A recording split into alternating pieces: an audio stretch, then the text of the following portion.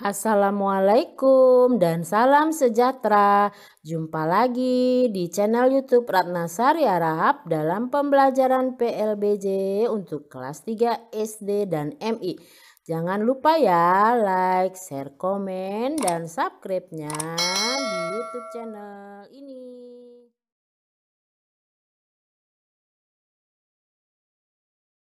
Hai, apa kabar semuanya? Anak-anak yang pintar dan hebat, kita jumpa lagi ya di bab 15. Sudah siap dalam pembelajaran ini? Iya, sebelum memulai pembelajaran kita berdoa terlebih dahulu ya. Dan jangan lupa terapkan 5M. Memakai masker, mencuci tangan, menjaga jarak, membatasi mobilitas, dan menjauhi kerumunan.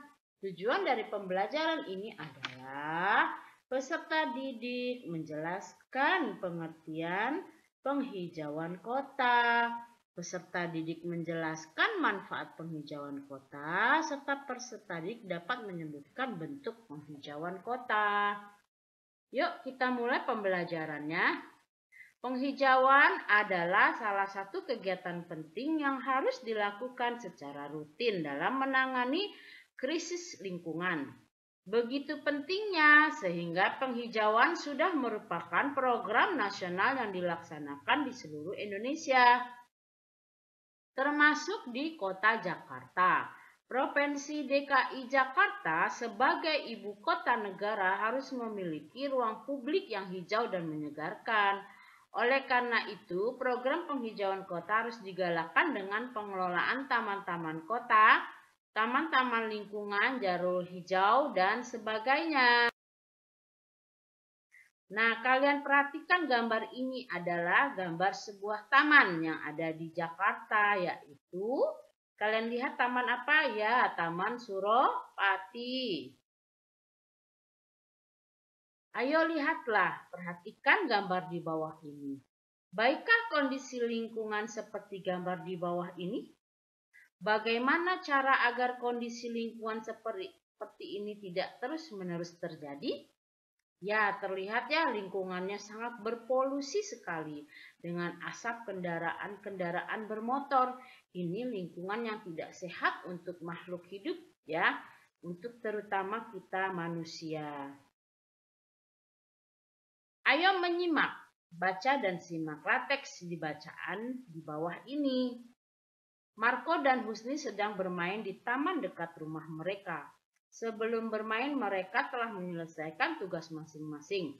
Marco selesai membantu ayahnya menyiram tanaman, sedangkan Husni membantu ayahnya merawat kebun.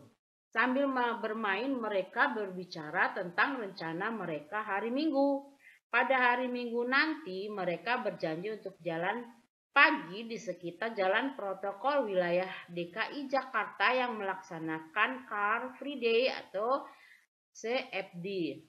Kegiatan CFD melarang kendaraan melintas di jalan atau area CFD sehingga jalan bebas asap kendaraan bermotor.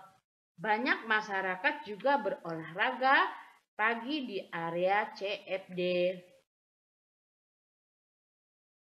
Besok pagi kita jadi jalan pagi kan?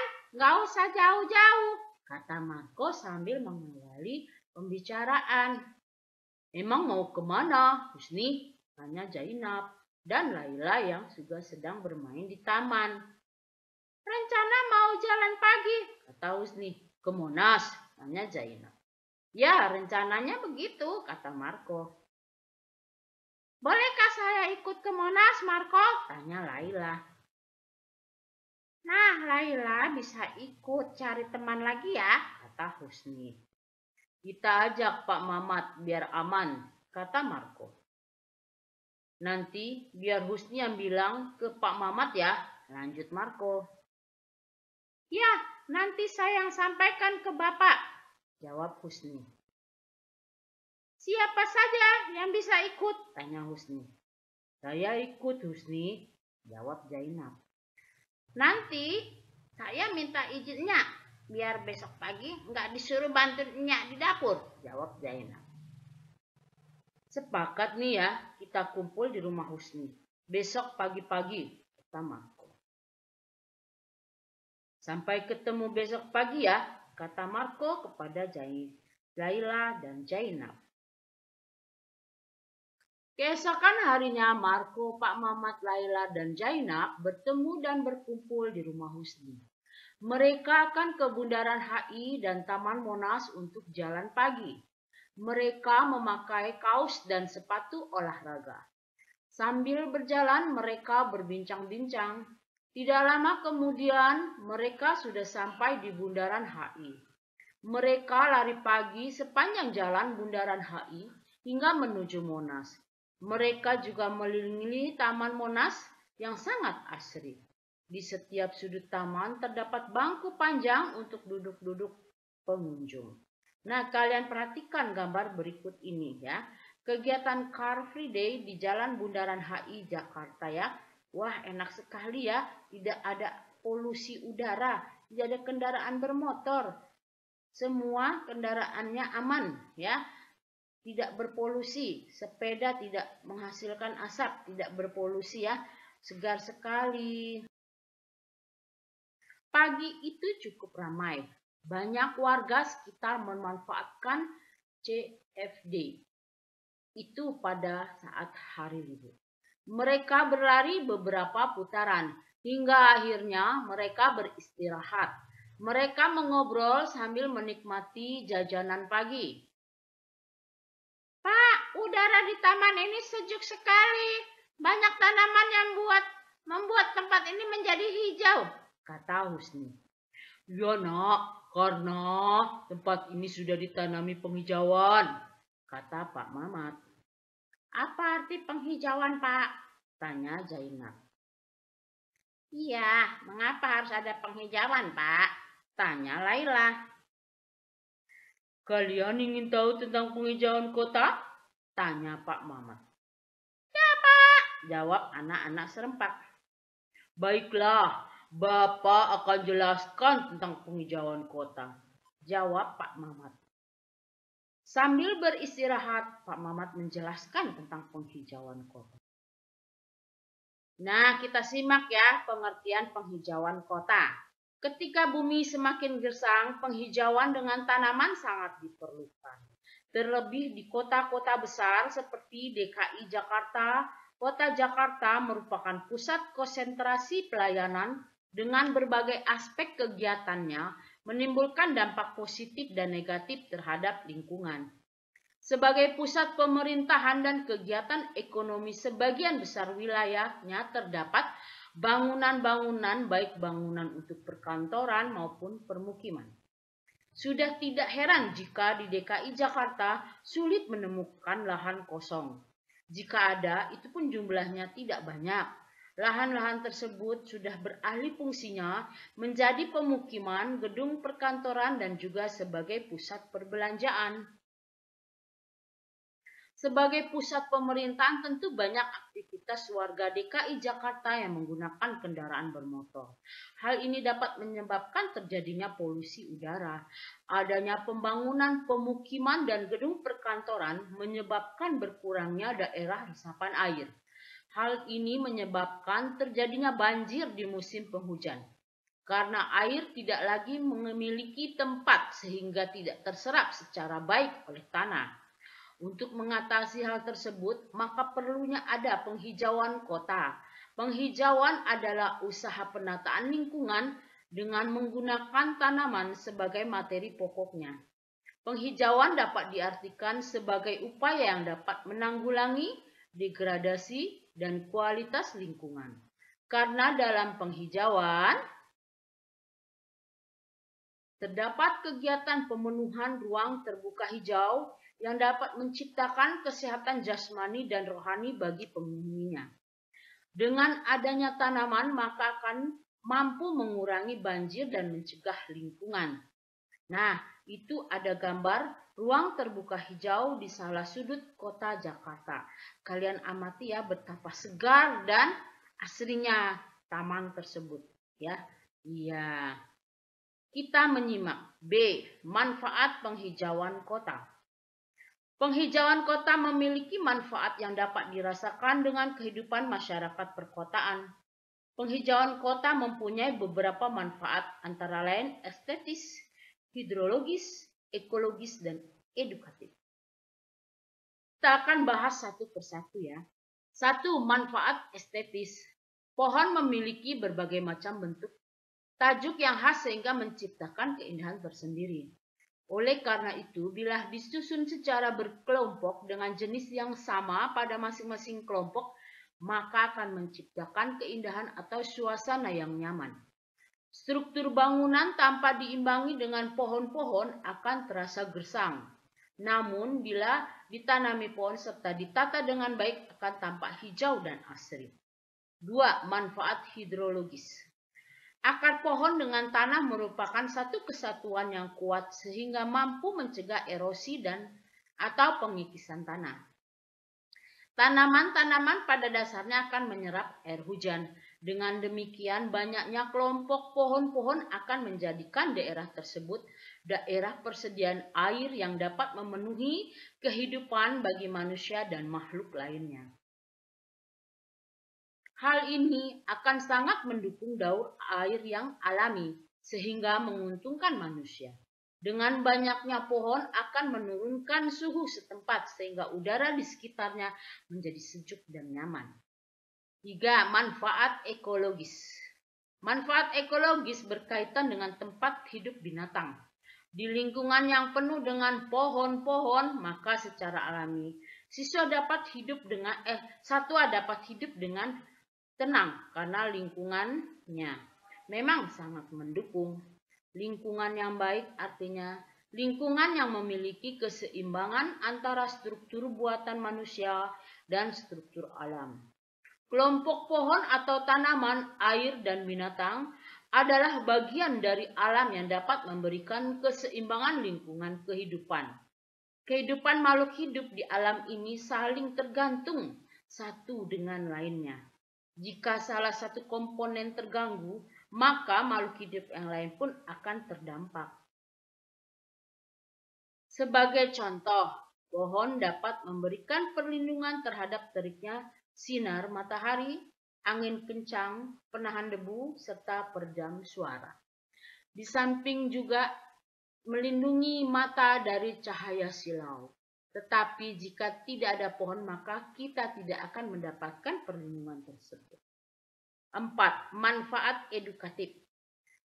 Berbagai macam jenis pohon yang ditanam di kota merupakan laboratorium alam karena dimanfaatkan sebagai tempat belajar mengenal tanaman dari berbagai aspek. Semakin langkanya pohon di perkotaan menyebabkan sebagian warga tidak mengenalnya lagi.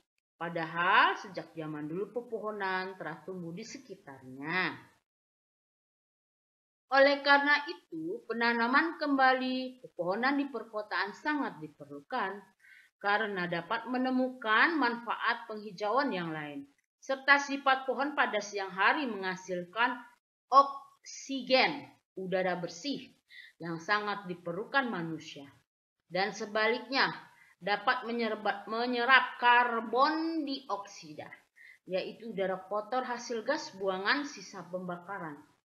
Jadi secara higienis, pohon sangat berguna untuk kehidupan manusia. Ayo menyimak bentuk-bentuk penghijauan kota. Kegiatan penghijauan bertujuan mewujudkan lingkungan kota hijau dan asri. Untuk mewujudkan lingkungan yang hijau dan asri dapat dilakukan dengan berbagai cara. Cara-cara ini biasanya disesuaikan dengan tempat yang akan dihijaukan. Ada beberapa bentuk penghijauan kota antara lain hutan kota, taman umum, taman halaman perkantoran, pemukiman penduduk, jalur hijau, penghijauan das daerah aliran sungai, dan penghijauan dengan tanaman pot, tabulampot ya. Bentuk penghijauan yang dilakukan tergantung pada kondisi lingkungan masing-masing. Nah, ini ada beberapa penghijauan kota seperti Taman Kota Waduk Pluit dan penghijauan das Ciliwung ya. Upaya mewujudkan penghijauan di lingkungan kota, bagian D. DKI Jakarta merupakan ibu kota negara Indonesia. Banyak kegiatan kenegaraan yang berlangsung di kota ini. Sebagai bagian dari warga Jakarta, maka sekolah memiliki tanggung jawab dalam mengupayakan penghijauan. Contohnya, upaya yang dilakukan sekolah antara lain menanam tanaman, baik tanaman peneduh maupun tanaman hias. Tanaman peneduh berfungsi melindungi dari sinar matahari, sedangkan tanaman hias berfungsi menambah keindahan. Upaya kedua adalah merawat tanaman yang sudah ada agar tetap terawat secara baik. Adapun cara merawat tanaman di sekolah adalah penyiramannya setiap hari, dipupuk dan disiangi. Jika ada tanaman yang rusak atau kering, maka segera menggantinya dengan tanaman yang baru. Contoh penghijauan di DKI Jakarta. Penghijauan yang dilakukan di DKI Jakarta antara lain hutan kota, taman umum, taman halaman perkantoran, pemukiman penduduk, jalur hijau, penghijauan das daerah aliran sungai, dan penghijauan dengan tanaman pot. Hutan kota yang terdapat di DKI Jakarta adalah Hutan Kota Penjaringan Jakarta Utara, Hutan Kota Serengseng Jakarta Barat, Hutan Mangrove Pantai Indah Kapuk Jakarta Utara, Hutan Kota Kemayoran Jakarta Pusat, Hutan Kota Pesanggerahan Sanggabuana Jakarta Selatan, Taman Tebet Honda, kadang disebut Taman Tebet atau Taman Honda Jakarta Selatan, Hutan Kota Cijantung Jakarta Timur, dan Taman Katelea Tomang Jakarta Barat. Taman umum yang terdapat di DKI Jakarta antara lain Taman Suropati, Taman Diponegoro, Taman Kelapa Duren Sawit Jakarta Timur, Taman Kalijodo, Taman Waduk Pluit, Taman Rio-Rio, Taman Katelea, dan lain-lain. Coba carilah taman yang belum dituliskan di buku ini. Penghijauan dengan tanaman pot dapat dilakukan di lahan yang terbatas. Keuntungan penghijauan dengan menggunakan pot antara lain dapat dilakukan pada lahan yang sempit, lebih rapi karena bentuk dan besarnya pot dapat diatur sesuai keinginan. Nilai luhur dalam memelihara penghijauan. Nah, penghijauan kota dapat terwujud jika ada kerjasama masyarakat dengan pemerintah. Sikap yang dapat kita kembangkan antara lain tanggung jawab, kepedulian terhadap lingkungan, dan rasa memiliki. Jika kita memperlakukan lingkungan kita secara baik, maka alam akan memberikan dampak yang baik pula kepada kita. Ayo berlatih. 1. Setelah kalian memahami materi tentang penghijauan kota, bentuklah kelompok. 2. Setiap kelompok terdiri dari 3 sampai 5 orang. 3. Diskusikan bersama temanmu bagaimana cara merawat penghijauan di sekolah, di rumah. Berilah alasannya mengapa kalian memilih cara tersebut. Ini semua ada ya di materi yang kita bahas tadi. Nomor 4. Presentasikan hasil diskusimu di depan kelas. Kita ke refleksi. Sudahkah kalian memahami tentang penghijauan kota? Jika sudah, cobalah berusaha mewujudkan penghijauan kota dari hal-hal yang paling kecil yang dapat kalian lakukan. Misalkan tidak mencabut atau merusak tanaman di sekitar kita. Menjaga dan merawat tanaman yang ada di sekitar kita. Rangkuman. 1. Penghijauan adalah usaha penataan lingkungan dengan mempergunakan tanaman sebagai materi pokoknya. 2. Penghijauan kota mempunyai beberapa manfaat, antara lain manfaat estetis, hidrologis, ekologis, dan edukatif. 3.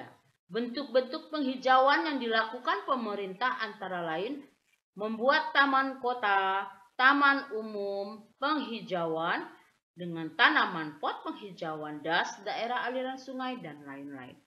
4. Upaya yang dapat dilakukan untuk menciptakan penghijauan di sekitar kita adalah menanam pohon dan merawatnya, tidak merusak tanaman yang sudah ada. Kita ke bagian evaluasi. Nomor 1, penghijauan lazim dilakukan di daerah. Tadi sudah kita bahas, di mana anak-anak? Pintar, betul jawabannya di B, perkotaan. Pohon yang ditanam untuk penghijauan sebaiknya yang mana? Iya, pintar kalian baru kita bahas ya, berupa pohon yang bermanfaat dan mendukung pelestarian alam. Nomor 3, manfaat penghijauan bagi makhluk hidup di sekitarnya adalah memenuhi kebutuhan udara bersih, karena kita sebagai makhluk hidup butuh udara ya yang bersih untuk kita hirup ya, agar kita sehat. Nomor 4, berkaitan dengan cuaca yang panas, maka penghijauan berguna untuk sebagai peneduh jalan. Nomor 5, tujuan utama pembuatan taman kota bagi lingkungan hidup adalah yang mana ya? Iya, yang C ya, menambah ruang terbuka hijau sebagai paru-paru kota. Kita lanjut. Nah, isilah titik-titik ya di bawah ini dengan jawaban yang tepat. Upaya penghijauan dilakukan di sekolah antara lain menanam tanaman, baik tanaman peneduh maupun tanaman hias ya, serta merawat tanaman tersebut ya. Nomor 2, makna dari pohon sebagai paru-paru kota adalah hutan kota itu sebagai pembersih udara yang kotor dan polusi asap kendaraan bermotor dan asap industri ya. Jadi ini berkaitan dengan makna pohon sebagai paru-paru kota, karena pohon sebagai pembersih udara kotor dan polusi atas kendaraan bermotor dan asap industri. Salah satu lokasi di perkotaan yang dihijaukan antara lain, hutan kota, taman umum, taman halaman perkantoran, pemukiman penduduk, jalur hijau, penghijauan das, daerah aliran sungai, dan penghijauan dengan tanaman pot. Nomor 4, tujuan di daerah aliran sungai dibuat penghijauan adalah agar tidak terjadi erosi pada tepian sungai. Nomor 5, salah satu cara yang dapat dilakukan masyarakat untuk menciptakan lingkungan penghijauan di halaman rumah adalah dengan menanam tanaman hias di halaman rumah. Jika mempunyai halaman sempit, dapat menanam di pot atau tabulan pot. Tabulan pot adalah tanam tumbuhan dalam pot. Nah, sekarang kita ke bagian C. Mengapa di DKI Jakarta memerlukan penghijauan kota? Karena adanya pembangunan pemukiman dan gedung perkantoran yang menyebabkan berkurang daerah resapan air dan mengakibatkan banjir di musim penghujan, serta aktivitas warga DKI Jakarta menggunakan kendaraan bermotor dapat mengakibatkan polusi udara. Oleh karena itu, dibangunlah penghijauan kota. Nomor 2, apa yang perlu diperhatikan agar tercipta sekolah yang hijau? Menanam tanaman peneduh dan tanaman hias, serta merawat tanaman tersebut dengan cara disiram setiap hari, disiangi, dan jika ada tanamannya rusak atau kering, segera diganti ya. Nomor 3, bagaimana cara kita agar lingkungan sekitar hijau sementara lahan terbatas? Betul, dengan cara menanam tanaman di pot, tabulan pot ya. Nomor 4, apa yang dapat kalian ketahui tentang hutan kota? Adalah hutan atau sekelompok pohon yang tumbuh di dalam kota atau pinggiran kota ya. yang akan kalian lakukan dengan situasi lingkungan yang kotor? Segera membersihkan, merapikan, dan menatanya kembali agar enak dipandang mata. Nah, dengan berakhirnya jawaban nomor 5, selesailah pembelajaran di bab 15 ini tentang penghijauan kota. Terima kasih. Demikianlah pembelajaran di bab 15 ini. Sampai jumpa lagi di bab 16. Mohon maaf jika ada kesalahan. Semoga bermanfaat. Jangan lupa ya, like, share, komen, and subscribe-nya di channel Ratna Saria Rahab. Wassalamualaikum warahmatullahi wabarakatuh. Salam sejahtera.